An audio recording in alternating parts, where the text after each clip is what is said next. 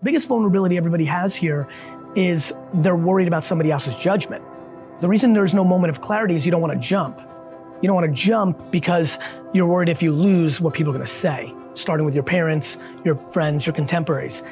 My ability to not truly care about other people's opinions has been the foundation of my happiness. I respect people's opinions. I just don't care about their judgment of me. I have flip-flopped about project management at VaynerMedia like so many times, and I don't worry if somebody hears like, make a decision, or like, you're stupid, or like, what the f, or why are we always changing? Like, go work at Gray Advertising. The reason I say the thing that if there's anybody that ever looked like you that made it, then there's no excuse, is because I believe it.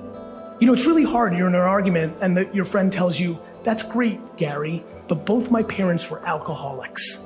And that really f***ed me up. Right now you're on the defense. That's a good first punch by them. I'm like, cool, we don't need to use me. If anybody has ever been successful that had 2 alcoholic parents, which by the way, I know of 3, well then, now what's your excuse, Karen? We are just so interested in blaming everybody else and excuses because we don't want to take on responsibility.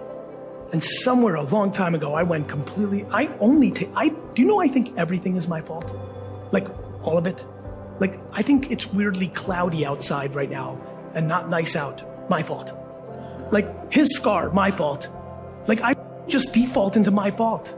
And everybody tries to do everything else the other way.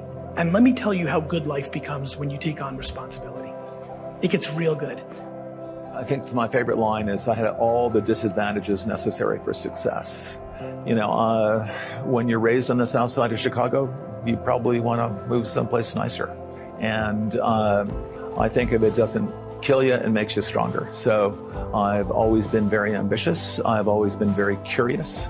I moved to Silicon Valley right after I dropped out of college. You know, got a job as a computer programmer. I learned how to program when I was in college. And I got a job as a computer programmer and bummed around Yosemite Valley teaching rock climbing and leading river trips during my early 20s. But the way I supported myself was as a computer programmer. And I got involved with more and more interesting and complicated computer projects and decided to start my own company.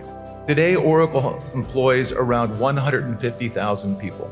But when I started, it was not my intention to build a big company. What happened? Well, at first, we did exactly what we set out to do. Hired the most talented software engineers in Silicon Valley. We assembled an all-star team of gifted programmers who were among the best in the world at what they did. That team, plus one crazy idea, gave birth to a giant company. I call it a crazy idea because at the time, everyone told me it was a crazy idea. The idea was to build the world's first relational database.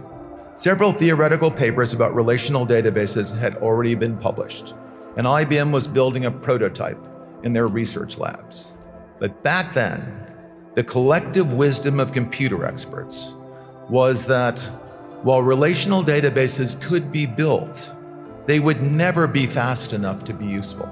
I thought all those so-called computer experts were wrong.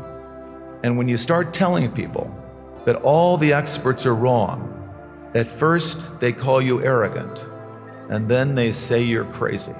When people start telling you that you're crazy, you just might be onto the most important innovation in your life.